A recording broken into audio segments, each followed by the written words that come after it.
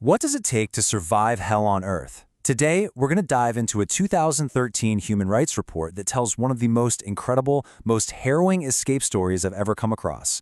This is the story of 5 ordinary men and their absolutely impossible flight from Syria's infamous Harasta Air Force intelligence branch.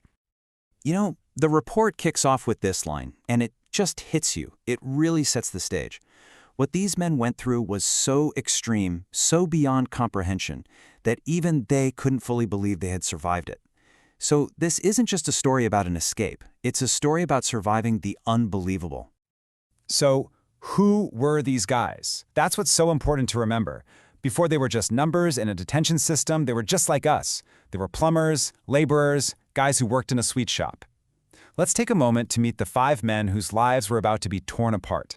First up, we have Ahmad Saber Hamada. He was a 24-year-old plumber. He'd been part of the early protests in the Syrian Revolution, and he was nabbed in a military ambush back in July of 2012. Then there's Loué Kamal Bauer. He was also a plumber, just 21 years old. He was arrested during a raid on his family's farm. The accusation that he was hiding armed fighters. And here we have Fawaz Ibrahim Badran, a 22-year-old laborer.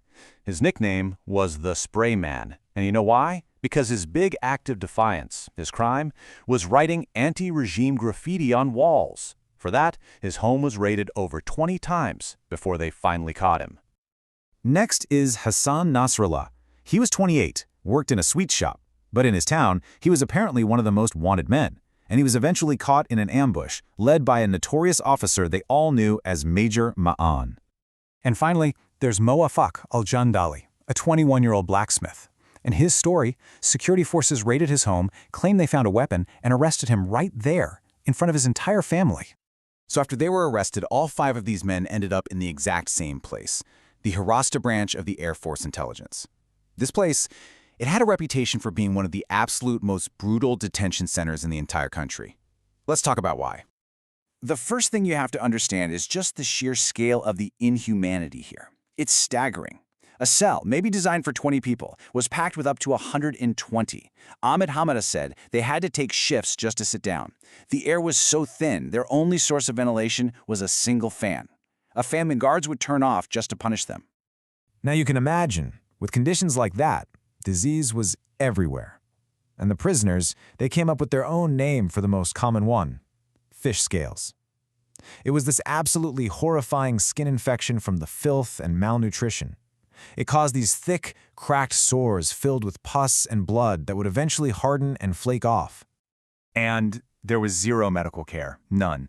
So the prisoners had to do the unthinkable. Ahmad Hamada describes this moment of just pure agony, where he had another prisoner literally carve away the infected dead flesh from his body while he bit down on a piece of cloth to keep from screaming. On top of all this, the physical torture was systematic. It was methodical. The report details all these different methods they used to get confessions. Things like being hoisted by your arms tied behind your back, the reverse Shabah, or being folded into a tire and beaten, even being burned with molten plastic from burning nylon bags. And just think about the complete moral collapse happening here. Hassan Nasrallah said he was taken to a doctor, right? He's thinking he'll finally get some help. But instead, the doctor just picked up a stick and joined in on the beating. The very people who are supposed to heal you are part of the torture. And just when you think it couldn't get any worse, a new kind of horror began. Some prisoners, including our 5 men, were taken from their cells and put into forced labor on the front lines digging trenches. This wasn't work. It was a slow-motion execution. The moment they were selected, they knew what was coming. An officer, who actually called himself Abu al-Mount, the father of death, he gathered them together and said, "I am Azrael, the angel of death.